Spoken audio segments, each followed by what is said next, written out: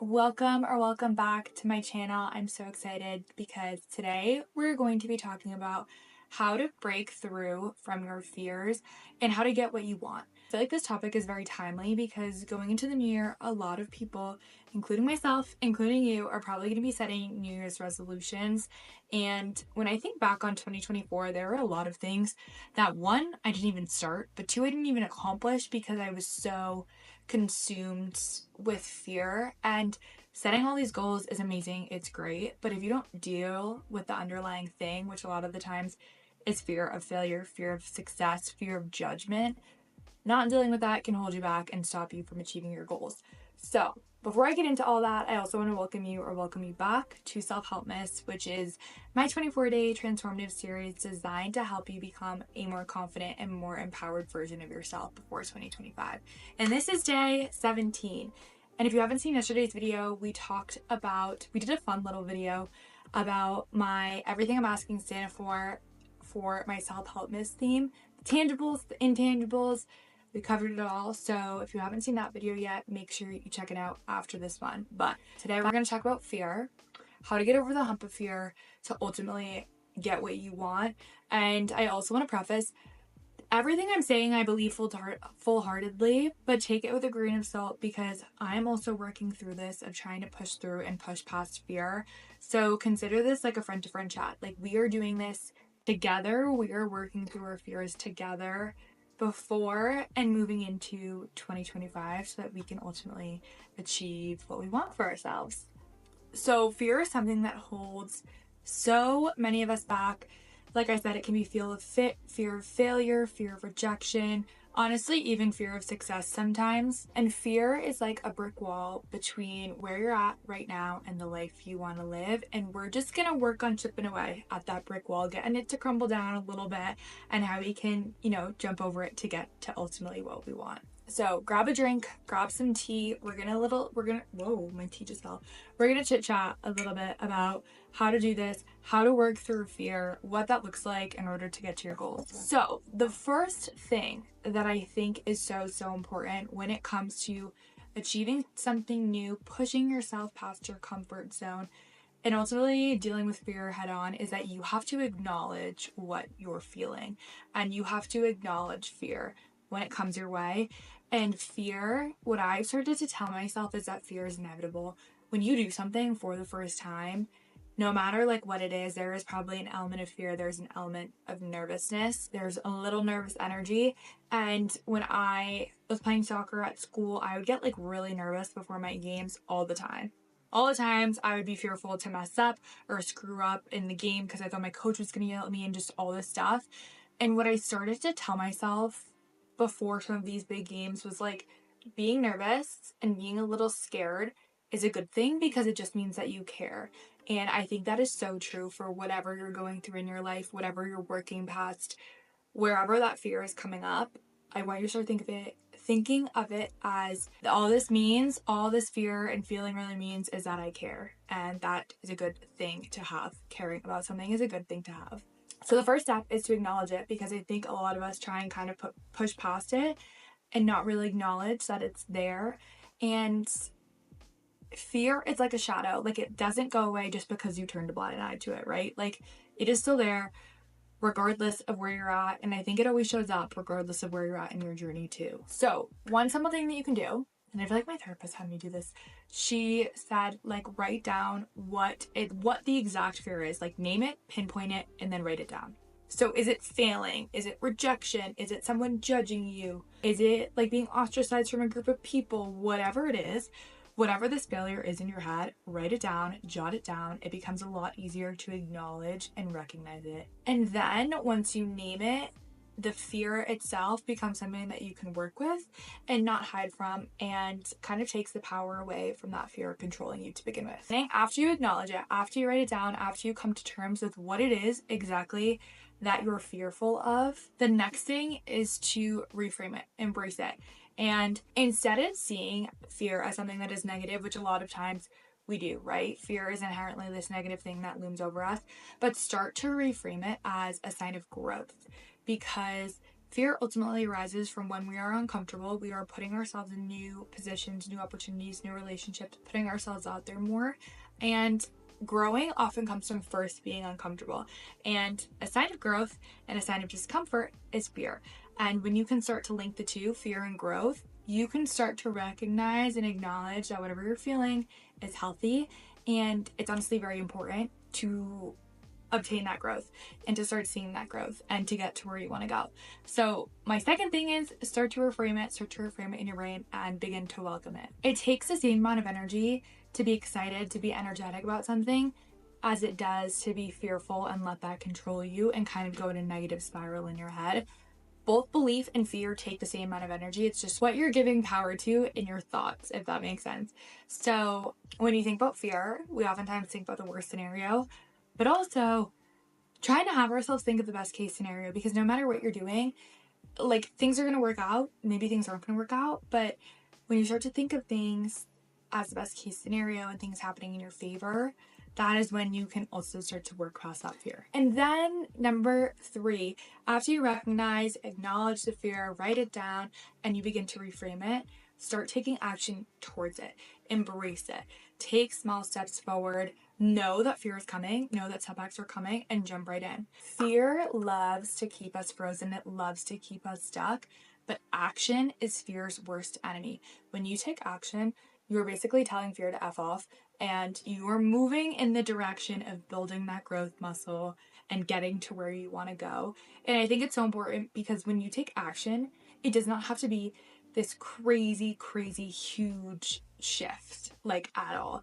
It can be the smallest little thing, and it oftentimes looks like 1% every single day. And that 1% every single day compounds on one another and will get you to where you want to go. But the 1% is basically what this whole series of Self-Helpmas is all about. You do not have to take a giant leap, you just have to start small. So for example, if you are starting a new project, maybe that means just getting a journal for that project, brainstorming, writing things down, writing down a list of potential clients. Literally the smallest action will help you push past that fear. Maybe it's talking to someone who inspires you. Maybe if you're looking to run a marathon or do something physical, it's calling up a coach and hiring a coach to help you get there. It could be like the wee little bit thing, but that is helping propel you in the direction where fear is no longer controlling you. And I think it's super important just to also acknowledge that that is something we choose to do every day. Show up every single day and figuring out what is one tiny step today I can take to get me to where I want to go. And when you do that on a consistent basis, you're pushing yourself further than where your fear is controlling you. I don't think that made any sense, but when you choose to show up for yourself every single day and take action in the face of fear, that is growth, and you are pushing yourself to get to where you want to go. I think every single day, just asking yourself one simple question: what can I do today to get me to where I want to go? And then doing that one thing every single day for yourself, whether it's like going on the treadmill, lifting some weights, just choosing one thing that you can do for yourself every day and showing up. And you will notice that your thoughts begin to shift, and you start focusing through action. You start focusing on the best case scenario versus the worst case scenario. And then step number 4. The 4th thing we're going to do is we're going to lean on confidence boosters. So when fear creeps in, which is inevitable, that's okay. Welcome it. That's fine.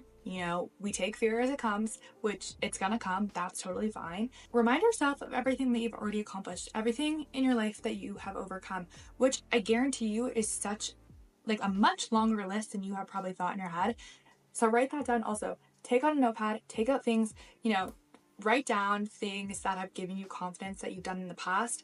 Or maybe if you don't know what's given you confidence, write down things that you're proud of, things that you've overcame, things that you've accomplished, because whatever you've already done is evidence that you can do it again. So use your past wins as proof that you can tackle whatever other fears, come in your way, and new challenges. And also, I think huge confidence boosters can come in the forms of people. Surrounding yourself with people who give you energy, who are supportive in your network, in your circle. You can also lean on books, and you can lean on podcasts to help you. And if you need any recommendations, I have a whole video on this from, I think, day 3 of Self-Helpmas. And yes, I love books. I love podcasts. They're huge when it comes to starting action and getting past that fear. What are the mindset shifts that helped me when I first started my YouTube channel? Because that was like a huge, it's funny to think back on because it was just a couple months ago, but when I started this channel, I was so nervous, and I had known for a really, really long time this is something that I had always wanted to do. I always wanted to be a friend. I always wanted to make long videos and talk about self-help, and I had the hardest time getting myself to start. It was really difficult, and eventually I just sort of started thinking to myself, like, the fear of not starting basically was a lot greater than the fear of failure. And failure is not real. Like, when I was thinking of failure in my head, I was thinking of people not liking my videos, people not watching my videos, whatever that looks like. And at the end of the day, those things do not matter. That does not deem whether you were successful or not, whether other people give you the validation that you desire. That is not failure. And I think when you can sort of shift that perspective in your head and figure out what you're deeming as failure, whether it's rejection, other people's opinions, not getting the result that you want, letting go of how things should be in your brain and just accepting what is, challenging yourself to realize that the fear of not starting and the fear of not doing what you want to do is oftentimes so much more greater than the so-called idea of failure. Everything that you face on whatever timeline that you face it is there to teach you something, even if something doesn't work out in the way that you wanted to or in the timeline that you've had in your head, which is something that I'm really trying to work on because I place timelines in my head for everything, like made up things I think about that should happen before, a certain day, a certain time, and that's just often unrealistic. And just because something doesn't happen for you in the timeline, the made up timeline that you've set in your head, doesn't mean it's not going to work out.